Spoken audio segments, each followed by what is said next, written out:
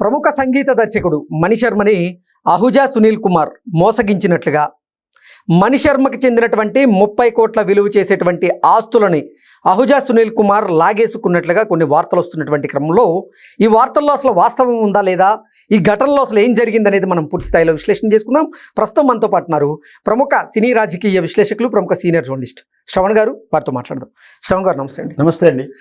మణిశర్మని అహుజా సునీల్ కుమార్ మోసగించినట్లుగా మణిశర్మకి చెందినటువంటి 30 కోట్ల విలువ చేసేటువంటి ఆస్తులను అహుజా సునీల్ కుమార్ లాగేసుకున్నట్లుగా కొన్ని వార్తలు వస్తూ ఉన్నాయి. కొంత గందరగోళం కూడా ఈ అంశంలో నెలకొంది. ఏంటి అసలు ఈ ఘటనలో ఏం జరిగింది? మణిశర్మ గారు మ్యూజిక్ డైరెక్టర్గా మనందరికి తెలిసిన విషయం. మంచి డైరెక్టరు. తన వ్యక్తిగత అవసరాలకు లేదా వ్యాపార అవసరాల దృష్ట్యా స్టూడియో దృష్ట్యానే అహుజా అనే కంపెనీ వాళ్ళ దగ్గర వాళ్ళు ఫైనాన్స్ చేస్తుంటారు, రియల్ ఎస్టేట్ చేస్తుంటారు. ఇంకా వాళ్ళ మీద ఇంకొక ఆరోపణ కూడా ఉంది, హవాలా కన్సల్టెన్సీ ఉందని. ఓకే మరి ఈ అహుజా, సునీల్ అహుజా అండ్ ఆశీష్ అహుజా తండ్రి కొడుకులు. మీకు గుర్తుందో లేదో వీళ్ళ పేరు గత ఆంధ్రప్రదేశ్ జగన్మోహన్ రెడ్డి పాలనలో లిక్కర్ కేసులో వీళ్ళ పేరు బయటకు వచ్చింది. అంటే అక్కడ జరిగిన లిక్కర్ స్కాములో డబ్బుల లావాదేవీలు హవాలా ద్వారా మార్చినటువంటి వ్యక్తుల ఏజెన్సీ ఎవరంటే ఈ అహుజా వాళ్ళు. వీళ్ళ పేరు అక్కడ కూడా వినిపించింది. అక్కడే కాదు, ఫ్రీలాన్సింగ్ పేరు మీద భారతీ ఎస్టేట్ సంథింగ్ టైటిల్ వాళ్ళది. ఫ్రీలాన్సింగ్ పేరు మీద కూడా, ఫ్రీలాన్సింగ్ అంటే వెంచర్ స్టార్ట్ కాకముందే వాళ్ళకు వెంచర్లో పని ప్రారంభిస్తానికి ఇనిషియల్ క్యాపిటల్ లేకపోవడం వల్ల ఏం చేస్తారంటే కొంచెం తక్కువ ఆఫర్, ఫ్రీలాన్సింగ్ అంటే ఇంకా పని ప్రారంభం అయ్యే ముందు మధ్యకాలంలో చాలా రియల్ ఎస్టేట్ కంపెనీలు అవి కస్టమర్లకి అరచేతిలో ఆకాశాన్ని చూపిస్తూ ఫ్రీలాన్సింగ్ మోసగిస్తూ ఉన్నారు. ఫ్రీలాన్సింగ్ ఆఫర్లు అని ఇస్తుంటారు. ఎందుకంటే ₹1,00,00,000 60 లక్షలకు 40 లక్షలకు అనేది రకరకాలు చేస్తారకే. సరే, అది ఫినిష్ అయ్యేలోపు ఇంకా మనకు 1 ఇయర్ బయటనే కూడా తక్కువ ధరలో వస్తుంది, అఫోర్డబుల్గా వస్తుంది అనుకోవడం ఆశతో ముగ్గులో దిగిపోతుంటారు. ఇది చట్టం నిషేధించబడింది ఈ మధ్యకాలంలో. తెలంగాణ రాష్ట్రం, ఆంధ్రప్రదేశ్ ప్రభుత్వం కూడా ఫ్రీలాన్సింగ్ విధానాన్ని నిషేధించింది. ఆయన కూడా ఫ్రీలాన్సింగ్ మీద చేస్తుంటారు. అట్లా వాళ్ళకు కూడా ఫ్రీలాన్సింగ్ మీద మోసపోయామని చెప్పి లబోదీబొమ్మటి కేసులు. ఇట్లాగే ఇంకో ల్యాండ్ విషయంలో కూడా, ఒక పొలిటికల్ లీడర్ ల్యాండ్ విషయంలో కూడా వీళ్ళు సేమ్ ఇదే జీపీఏ మీద చేసుకున్న ఫైనాన్స్ చేసిన విషయంలో ఆ భూమి లాక్కున్నారనేది విధానం. సో మణిశర్మ గారికి చూస్తే అన్యాయం అనిపిస్తుంది. ఇక్కడ నేను దీనికి ముందు ఒక విషయం చెప్పాలి. చట్టం ధర్మం వేరు, న్యాయం ధర్మం వేరు. అంటే నేను ఉదాహరణకు నేను డబ్బులు ఇవ్వాలనుకోండి, చెక్ రాసి ఇచ్చాను. చెక్ అనేది ఇప్పుడున్న ఛానల్ 6 నెలల కాల పరిమితి దాటితే దాన్ని నాట్ వాల్యుబుల్, ప్రామిస్ అన్నట్టు కూడా. లేదా అది దిద్దిన పొరపాట్లు ఏమైనా దిద్దులు చేసిన, తప్పు రాసిన, స్పెల్లింగ్స్ తప్పు రాసినా కూడా అది చెల్లదు. అంటే నేను నీ కాడ ₹1,00,000 అప్పు తీసుకొని చెక్ ఇచ్చాను, ఆ చెక్ వ్యాలిడ్ అయిపోయిన తర్వాత అది చెల్లదు, నువ్వు వసూలు చేయడానికి వీల్లేదు. నువ్వు కోర్టుకు వెళ్ళినా కూడా వ్యాలిడ్ అయిపోయింది కానీ ఇవ్వాల్సిన అవసరం లేదంటుంది కోర్టు. న్యాయం చట్ట ప్రకారం ఏం చెప్తుంది న్యాయం. కానీ ధర్మం ప్రకారం నీకు డబ్బులు ఇవ్వాలి. అట్లాగే ఈ విషయంలో కూడా అదే విషయంలో వీళ్ళ అవసరాలు ఇచ్చే అప్పు చేస్తున్నప్పుడు అటు జీపీఏ కింద తీసుకుంటారు, జనరల్ పవర్ ఆఫ్ అథారిటీ తీసుకుంటారు.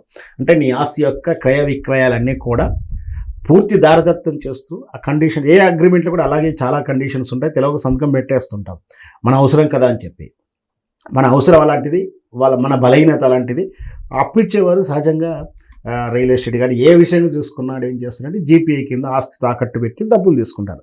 బహుశా ₹1,00,00,000 10 లక్షలు తీసుకున్నా వాళ్ళకి అక్కర్లేదు, ₹1,00,00,000 2 కోట్లు తీసుకుని అక్కర్లేదు. ఏది తీసుకున్నా, ఏదైతే అథారిటీ ఆస్తి మీద హక్కు వాళ్ళకి దారదత్తం చేస్తున్నప్పుడు అక్కడ కండిషన్ కూడా ఉంటుంది.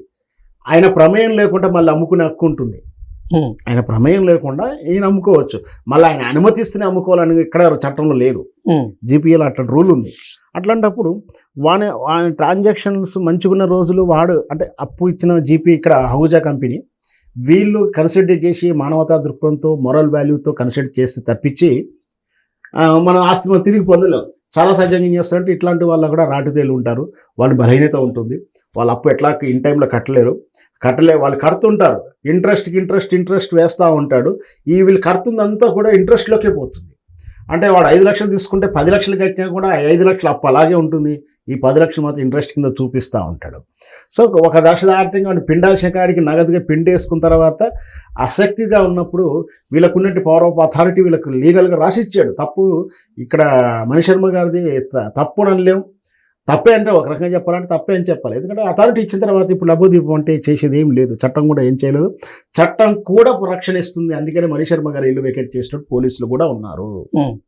సో అది లీగల్ అథారిటీ ఆ విషయంలో. కాకపోతే మనమే డబ్బులు కడుతున్నప్పుడు మనం రిటర్న్గా అంటే సాక్ష్యాలతో ఒక డబ్బులు కట్టాలి, విత్ ఇన్ టైంలో కట్టుకొని కట్టినట్టుగా నిరూపించినా కూడా వీళ్ళు ఆస్తి రిలీజ్ చేయనప్పుడు మన కోర్టు ద్వారా తిరిగి పొందవచ్చు.